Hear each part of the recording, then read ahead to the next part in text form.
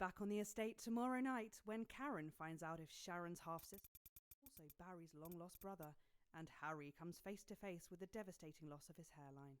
That's The Estate tomorrow at 8:30. But before we go live to Eamon and the gang, there's just time to look forward to what's coming up later tonight on Channel 1. At 9:30, we have an in-depth documentary about the downfall of Jacob Hamilton Mann, which forced this year's early election. That's The Night Visitor at 9:30, poorly narrated by Patrick Bannon. At 10:30, Adrian Atkinson Blimey is here for a special episode of Incisors, where he sinks his teeth into the current cost of living crisis by interviewing a multimillionaire, a nurse, and a bin man to see who is suffering the worst. Here's a clue. It's not the millionaire. At 11:30, fasten your seatbelt. Time for Wayne to another terrifying exploration in Live and Spooky. And tonight, they'll be asking if the old brewery in Arsminster... Look, I'm not getting into a fight with Dave. You're just going to have to go up there and explain it to him. I mean, it's just counting, for fuck's sake. Yeah, I know. I'm a bit scared of him too. You know, a bit. And my face is more valuable than yours. So if anyone's going to get punched, it's probably better that it's you. Yeah, you'll probably get lucky. You'll probably just kick in the... Yep, standing by. Good evening. I'm Eamon Titley. Behind me is a true TV legend, now running for Prime Minister, everyone's handiest man, Peter Clement. Now, Peter thinks he's here tonight to record a special reunion edition of Just the Job, but as always, viewers, you know better. 10 seconds. Places. It's time. Let's start the show. In 5, 4, 3...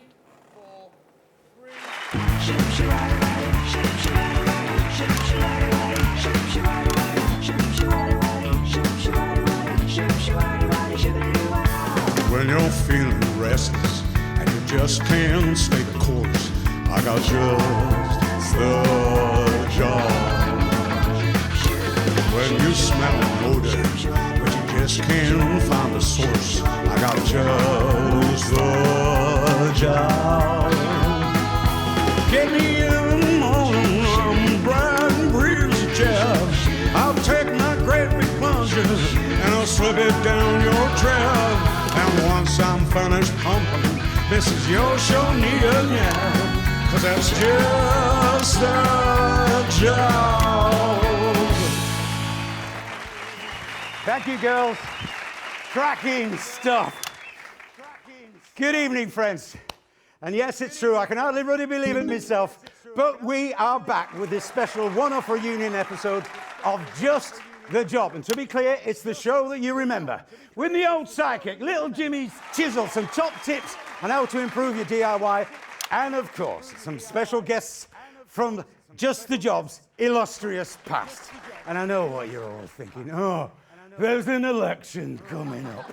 But there'll be no politics tonight, not on this show, and that is a Peter Clement promise. So let's kick tonight off with a slightly askance look at the mighty Bevel, because you never know. Just hold it right there, please. Oh, come on. It's you.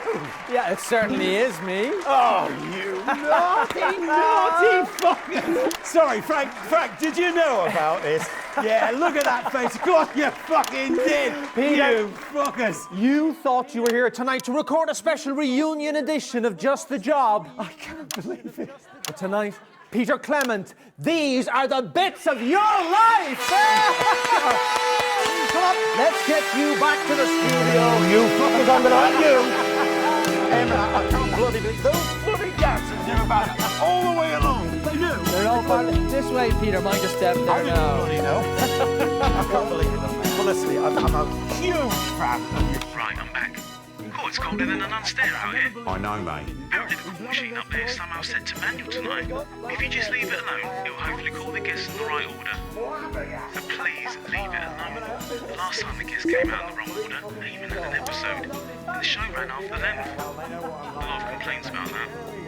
Oh, there's Eamon. Gotta go. Remember, don't give Eamon an episode. Bye. Now, whatever makes you think I would do something like that? Eamon, how long have you been Eamon? Eamon?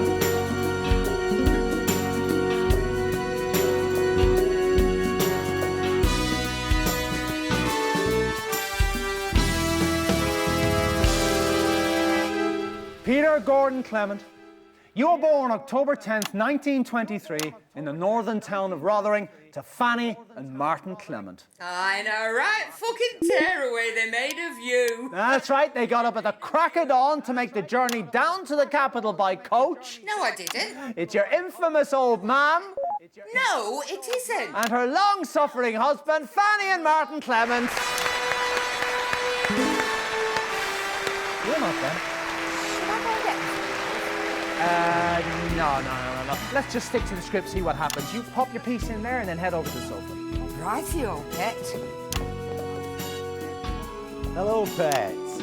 Make the best of us. And not the worst. Chelsea bloody Bond! Hey, Peter bloody Clement! Okay, lovely. Let's all take a seat now. That's great. So, lovely to have you both here. Let me ask you, what was life like for Peter growing up in the Clement house? Fucking hell. Well, I think, for both of us, really, it was about his father's, right? I mean, mine, he were never there because, what with work and the pub, of course. But I reckon that were a lot easier than it were for our PT because his no mark of a father were always there. Me mum kept him in line most of the time. Yeah, she did, love. But, I mean, what about when she went to bingo or, when she took that part-time evening job? I kept us safe. Come on, PT, love. I've spent my whole bloody life trying to make up for the lack of love off me pa, right? And I'm sorry to say this, love, but PT here, he spent his whole life trying to make up for the lack of happiness. Oh, that's not fair. I had a good childhood, for the most part. You didn't, PT. Sorry, love, but neither of us did. Well, that got serious quickly. Chelsea, what's your name? Chelsea Buns. Do you want me number? Chelsea Bonds, everyone, with the first of the bits of your life. So how are you? Are you married? How many kids have you No, girls. Oh, time to pick the next guest. Pregnant once, but I couldn't keep it. It was during the war. I didn't even know whose it were, to be honest. But, then something went wrong, and then after that, I couldn't have any more. So, Chelsea, that's awful. yeah, it is, love. But then that's life, isn't it? It is awful sometimes, but you just got to keep on fighting. That you do.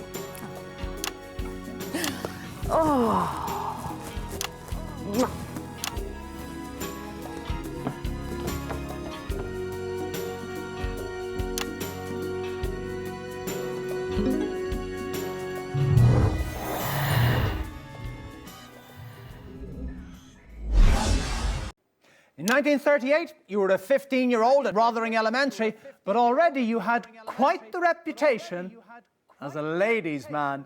Who's this, Peter? Well, if you don't know my voice by now, we may well have lost the election. Well, It's Julia Salisbury. no, it isn't. It's your childhood sweetheart, Chelsea Bond. She has literally just been on, Ainan.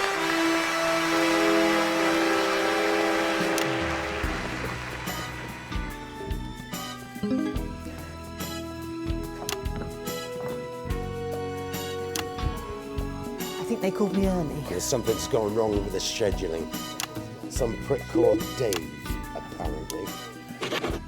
Shall we? Oh, we didn't like that. Chelsea. Chelsea. Julia. Yeah, it says Chelsea in the script. Would you like to call me Chelsea? Actually, yeah, that'd be really helpful. Right. Well, Excellent. So, Chelsea, let me ask you this. What do you think we could see in Peter way back then that could have predicted his path to household name and now aspiring Prime Minister? well, I mean, obviously I wasn't there, of course. You're one of his childhood sweethearts, according to the script. Seems unlikely, given our ages. Can you talk about it anyway?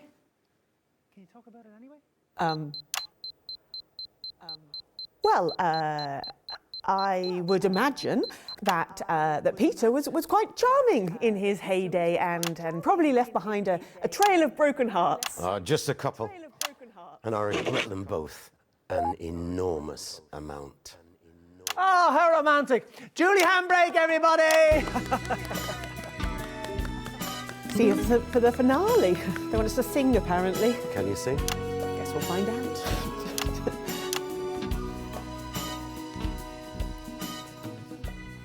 Well, before we bring our next guest on, let's have a look at a classic clip from Just the Job. It's on that monitor there, Peter, if you'd like to take a look.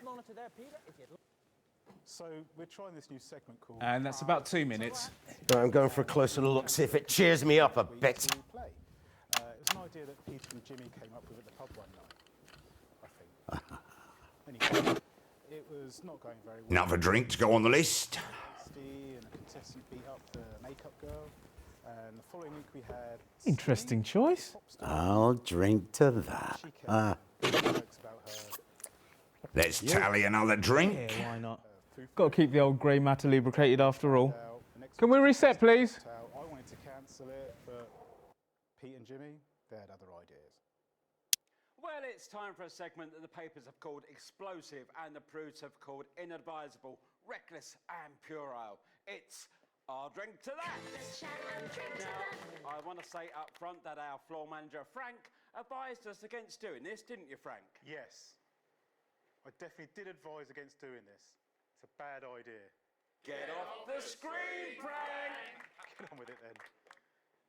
Tonight's guest fancies himself as a bit of a handyman. It's everyone's favourite TV personality, it says here on the card, Peter Clement. Good evening, LJ. It's a pleasure to be here. Now, I've never met you before, have I, PC? You don't mind if I call you PC, do you? You can call me whatever you like, pal. Not according to my contract. Well, if you've read a paper at any point this week, you know how this bit goes. So, shall we make a start? Total stranger who I've never met before? Yeah, don't labour the point, LJ. Cats are better than dogs. I'll drink to that. It's funny, I always had you down as a dog person. What can I say? Mrs. C likes a stroke of an evening. I'm sure she does. Coffee is better than tea. Especially first thing in the morning. You're supposed to say, I'll drink to that. Oh, shite, sorry. I'll drink to that. Yeah, I see what you did there. I always said you had excellent eyesight. I'll drink to that. Oi, that wasn't in rehearsals. Skinny is better than Billy Bob jean shorts. Never heard of either of them. So I guess I'll drink to that. Skinny was in here last week doing this. Oh, is that who she was? I thought she was in porn the way she kept banging on about her Girls curtains. are better than boys. And Mrs. C is the best of the lot, and I will definitely drink to that. Oh, now this one's going to be hard for you because we both know how much you want that shot. I do. I do want that shot.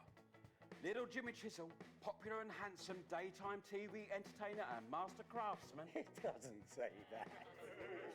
According to the script, it's Little Jimmy Chisel next, Eric. Is it Little Jimmy Chisel? I keep telling you, Eamon, I'm not in charge of that. For God's sake, how hard can it be? I mean, they're all out there. The guests are in the holding area. In the right order, in the right bloody order. 1, 2, 3, 4, 5, 6, you count them in! I know, Eamon, I know. 1, 2, 3, 4, 5, 6, Eric! Not 2, 6, 4, 1, 3, 5, or whatever random gobbledygook happens to spill out of your head. 10 seconds, everybody. Little Jimmy Chisel, please, Eric. Okay, we're going in 5, 4, 3. We never did do that segment again.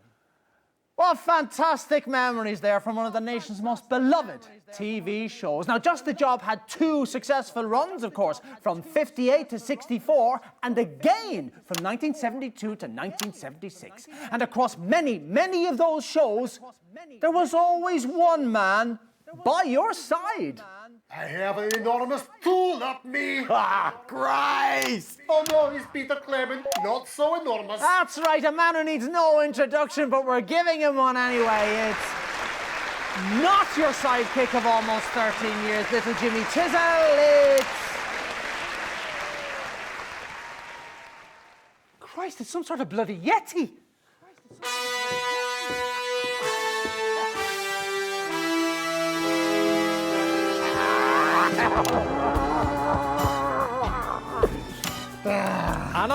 No. Not there, thank you. So, you're certainly in a position to give us a unique insight into this bit. This Kyrgyzstanian Special Reserve vodka. It light fire in you.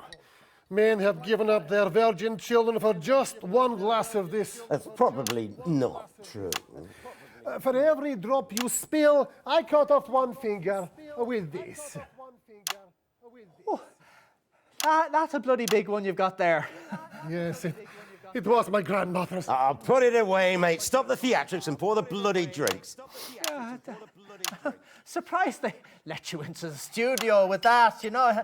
Thought there would have been some sort of search or something. You don't search an ambassador, pal. Anyway, he's got diplomatic immunity. He could cut your tongue out and they couldn't touch him.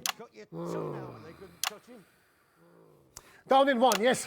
Like village sex goat. I don't even want to know what that means.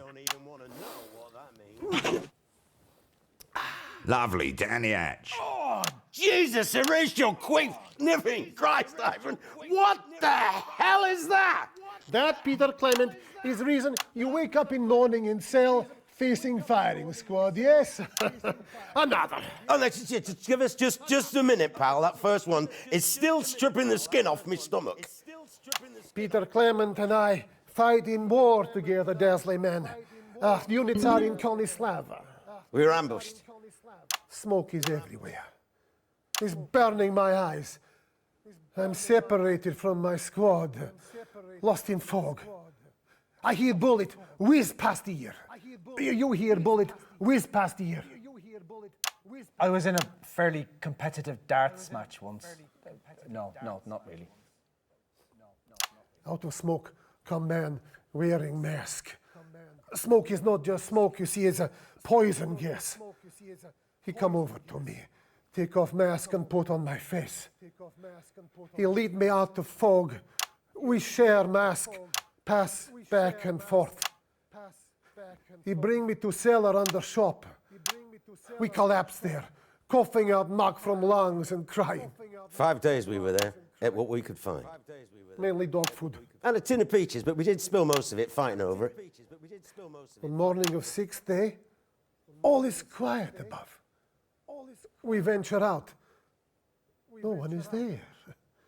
It's like, how you say, ghastly town. Ghost town. Nothing but corpses, cinders. No one is there. Everybody is gone.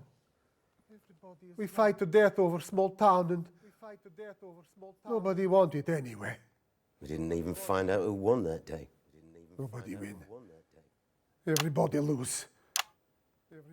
Except maybe us. Took nearly 4 weeks crossing country before we got to command. By the time we reached it, we'd had a few scrapes. And we knew we'd be friends for life.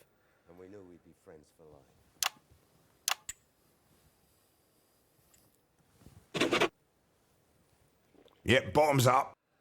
So, what are the differences, would you say, between the on-screen and off-screen versions of Peter Clement? Simple.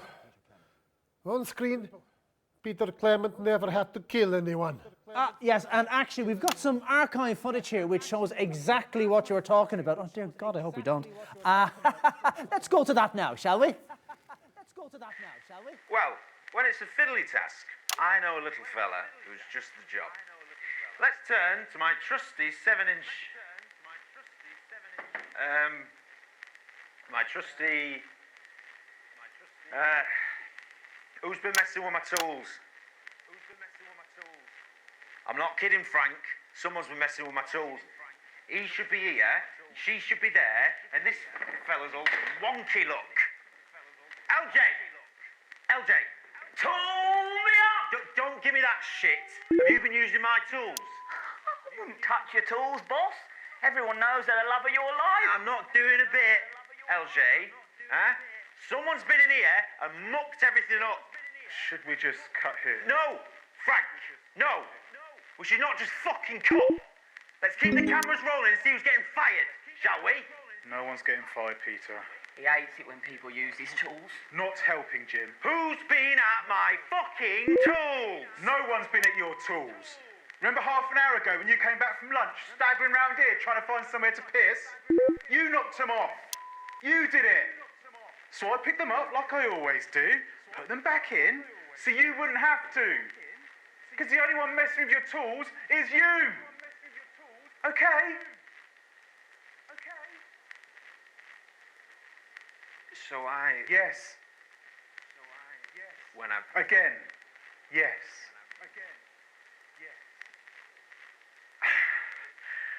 Well, this is bloody awkward. Sorry, everyone. Sorry, LJ. Such a dangly twat basher. Who's been at my tools? Well, viewers, I think we've all learned something today. Don't get plastered at lunchtime. Oh, shite, no, we're never going to learn that. Hey, viewers. No, what I've learned today is always set your toolbox back from the edge of the shelf. God, I'll be misfiling the hinges next, honestly.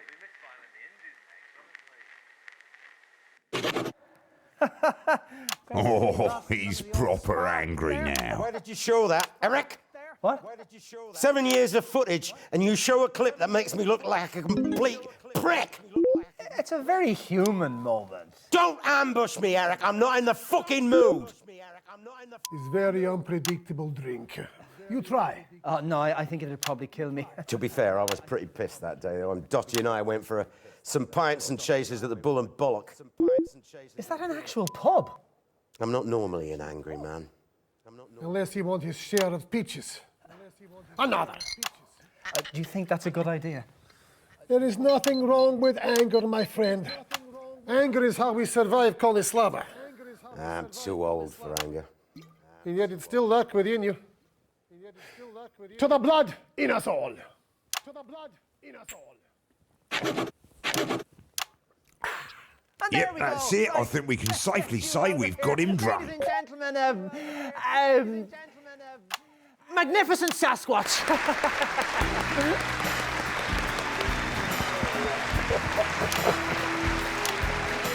Channel your rage.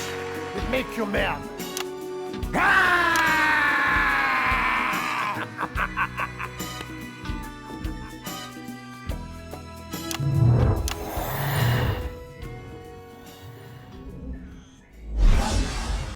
In 1941, long before Just the Job ever aired, you, like so many men of your generation, were conscripted into the army to go to the continent to fight.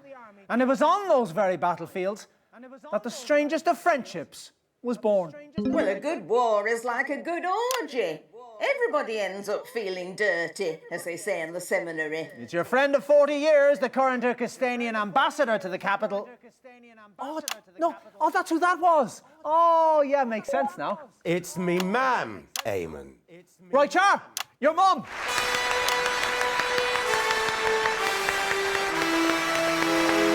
And your dad, too. Oh, Get on with it, woman. help me, Martin. Jesus, erase your wife, piece of crap. You're fucking useless. You're gonna have to force it in. Well, it's not going in that hole without a dab of butter, as the shepherds say. Give it here. Oh.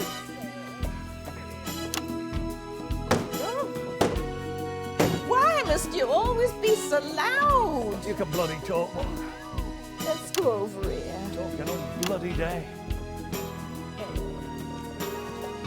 I wonder I've always got a bloody headache. Hello. Oh, don't just stand there. Give us a pull.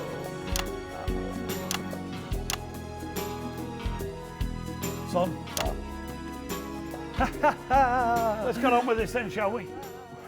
Oh, have you got somewhere you need to be? Snooker's on at 9. You'll be asleep in front of it by 5 past. Must you belittle me everywhere I go, woman? Do that to yourself. What's that, son? Oh, he's getting proper pissed off.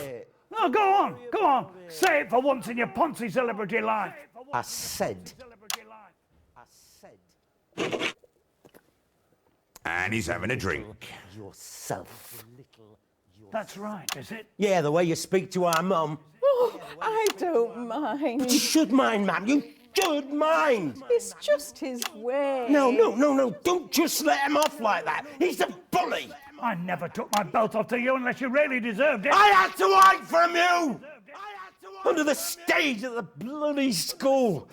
It was the only safe place I had. You ungrateful little gobshite! I don't have to sit here and listen to this. Come on, Fanny, we're leaving. See you after, eh? Jesus, Horatio Knobslurper Christ. The ingratitude! Ingratitude? Fuck off!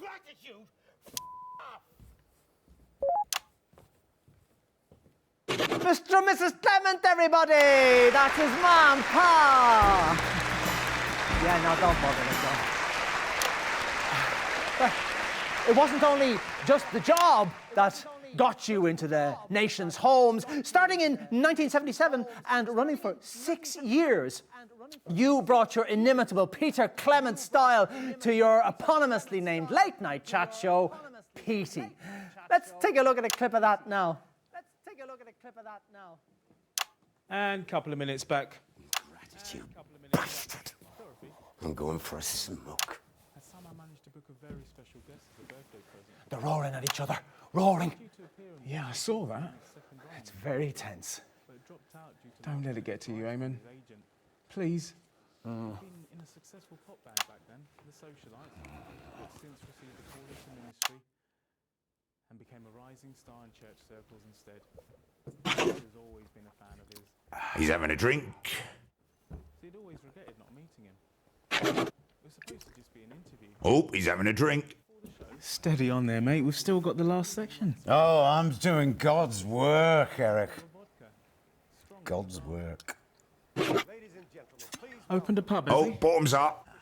Reset, everybody. The Archbishop of Pendleshire, Richard Cockley.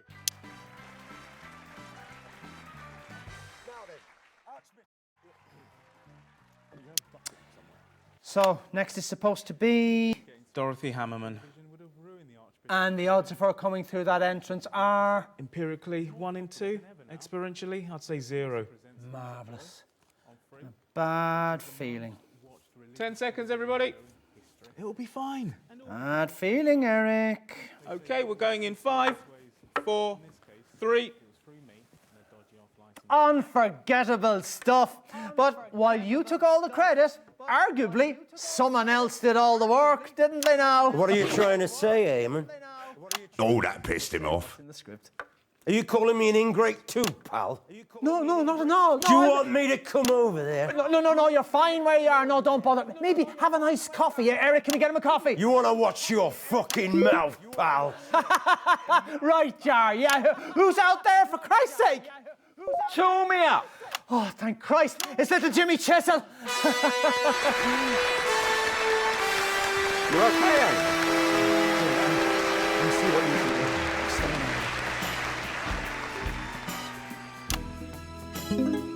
Boss? Having fun? Not really. Oh dear. Sorry to hear that. You? No, not really. Is it safe now? Calm down. Never calm. All good, Eamon. Great, super lovely, brilliant, fantastic, super great, really, really good, great. Eamon, for fuck's sake, ask a question! Petey ran for nearly 6 years. What are your favourite memories from all those shows? Really? That's what it says in the script. What was my favourite moment from Petey? Yep. A show I wasn't in and never watched. Yeah. Well, I imagine it was some lumbering turd of a show that somehow got by in what others would call that Peter Clement charm. Nice. I'd imagine Pete was a drunk throughout and a bully to his co-workers. Where's all this coming from, LJ? It's just Jim, okay? Just fucking Jim. As fucking hard as it. You might want to moderate your tone, Jim. Or what? You put a fucking hammer through my foot again. That was just a laugh. You found it funny at the time, I remember. No! You found it funny, you cunt!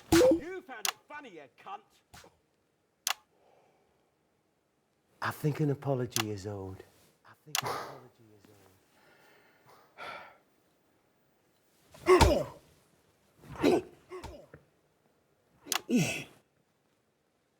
Sorry.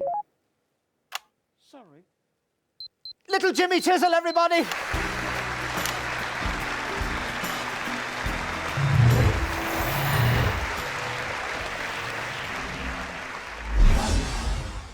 And that brings us to last year, when you surprised the whole country by announcing you were giving it all up to form a new political party.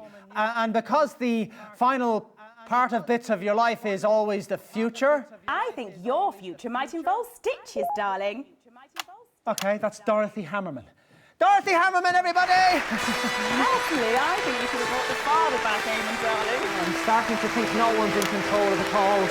Yes, it does seem to be a show coordinated by a madman. Thanks very much. Don't get up, sweetie. That looks very nasty. Should we call an ambulance? Nah, it's just a scratch. I've had plenty worse. Prick and barely punch! Fuck you! If you say so, darling. Eamon, it might be a good idea to have a medic waiting at the end of the show. That's a great idea, Mrs. Hammerman. Eric! Oh, Eric? What? My Eric? Come here, sweetie! Hello, Mrs. Hammerman. Oh, how formal. Let me look at you. Well, look how you've grown. I work here now. Yes, not for long. No, please don't fire me. I'm not the one who chooses the guest list. No, you misunderstand me. I've just come off a call with Bob Bozeman on my mobile telephone, and I can officially announce that this show is going to make the historic move to Channel 3. What's that now? Yes. New set, new theme tune. Might even get you a new jacket, Eamon. This is your last show on Channel 1, so you better make it a good one. The last guest just hit the main guest in the face. Yes, that's what I'm talking about, darling. Cracking stuff. This is what television will be in the next millennium. So, let's get on with it, shall we? Question, Eamon. Right, well, we're so delighted you could... no, we don't need that. Do you think Peter Clement is a good fit for politics? Well, I don't do politics, darling. You know that. Fantastic. Well, we've got a real treat coming up for you, but before we do, let's take a look at the current Peter Clement. This is you, just a few weeks ago, at the debate. Why is it always the same with you lot? Every 4 or 5 years you come around telling us what we want to hear. You talk about stability, you talk about hope, you talk about trust, and then one of you wins, and it doesn't really matter which one, to be honest. And then you get on with your life and fucking nothing changes. Very passionate, if totally inaccurate. Yes, I agree with Jake. Yeah, of course you do. That's the old bloody problem. Your passion is so infectious, so attractive. The polls tell us that. But where does that passion lead? How will your passion help when our neighbours are laughing at your ridiculous monetary policies? When you bankrupted the nation, what will your passion do then? Will it turn to anger and start a war, I wonder? I am the only man on this stage who has actually fought in a war. Perhaps you should remember that, Mr. Hamilton, man. What we offer in our party is moderation. We won't make the radical changes that Mr. Clement's party promises, but that's because, well, we rather like this country as it is. Yes, there are inequalities that need easing, and yes, Mr. Hamilton, man, and I disagree on how much should be spent on health, policing, and, of course, education. But where we agree and why this country has lasted is that we know change must be slow. Slow and consensual. You have to take the public with you. The public are with us. For now, you're new. Wait until the media start pecking at you. Wait until the gloss comes off your shiny utopian policies. Yes, honeymoon periods only last so long, do they? We will bring this nation together. Perhaps. It's more likely we could start a civil war. Well, in just 5 short weeks, we'll find out if those words hold true. Christ, I hope not. But for tonight, Peter Clement, these are the bits of your life. Take it away, boys!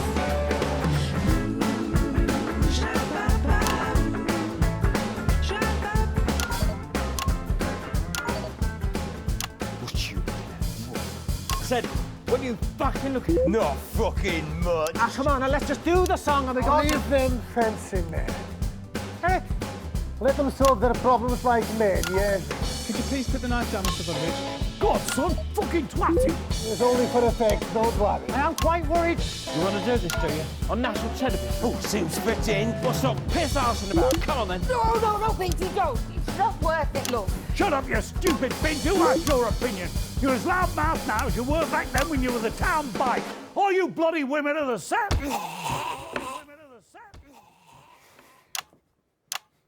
Because it's on you! All of it! Seeps down the generations like bloody mold! You bully me, I'd bully him! And this, this is where it all ends up!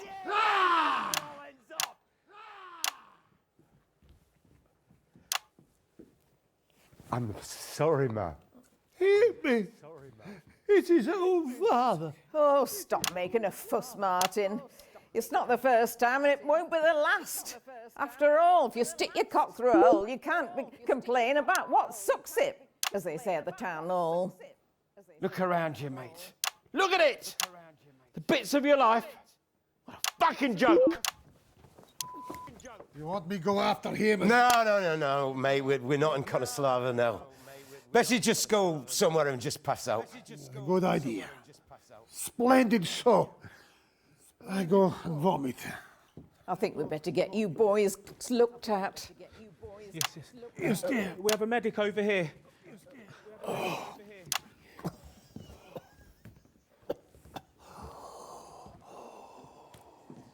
Okay, right, we do the song. Oh, yes, Eamon Beck. Come on, let's do the song. Yes, the song. How wonderfully bittersweet.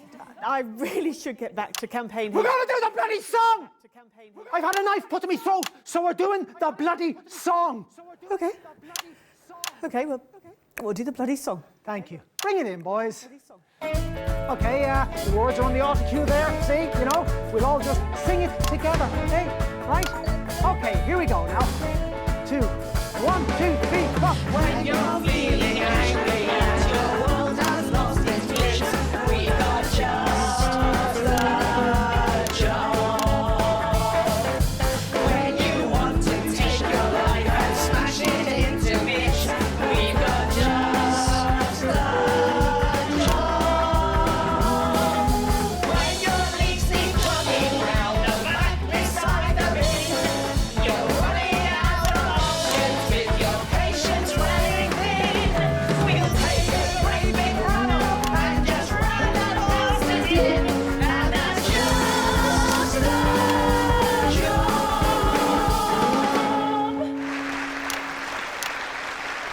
And we're out.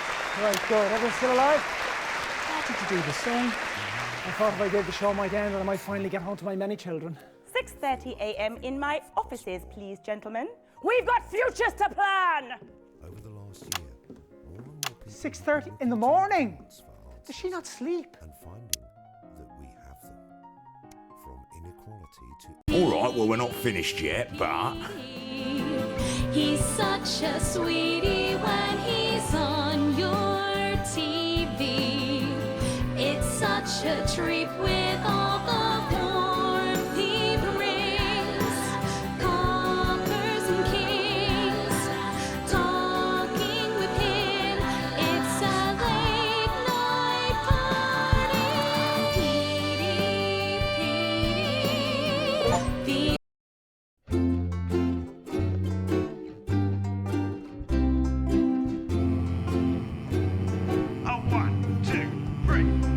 I've been living in a Dave New world with my hair all curly and a bird called Shirley. Yeah, mate, I've been living in a Dave New world ever since I've told you 1,000 times, Chester. It's the number of blind dates I've been on when no one turned up, followed by the worrying number of lumps under my left arm, the date my childhood sweetheart married my best friend, the age my cat was when I ran him over, the number of conversations I've had with my father, and the exact time my mother walked out. Honestly, so hard for me to remember.